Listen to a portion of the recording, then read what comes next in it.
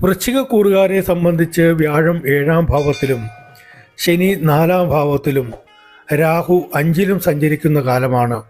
ഏറ്റെടുക്കുന്ന പദ്ധതികളും പ്രവർത്തനങ്ങളും സഫലമാവുക തന്നെ ചെയ്യും. ബുദ്ധിക്ക് കൂടുതൽ തെളിമയുണ്ടാകും. കർമ്മരംഗം ശോഭനമാകും. പ്രവർത്തന മികവിന് പുരസ്കാരങ്ങൾ ലഭിക്കും. അധികാരികളാൽ ആദരിക്കപ്പെടും. ആരോഗ്യം മെച്ചപ്പെടും. മംഗളകർമ്മങ്ങളിൽ സജീവ പങ്കാളിത്തം വഹിക്കും. വാസസ്ഥലം മോടി പിടിപ്പിക്കുന്നതിനായി കൂടുതൽ പണം ചെലവഴിക്കും. സാമ്പത്തിക രംഗം പൊതുവെ ശോഭനമാകും. ബന്ധുമിത്രാദികളുമായി അഭിപ്രായ ഭിന്നത ഉണ്ടാകാതെ കരുതണം.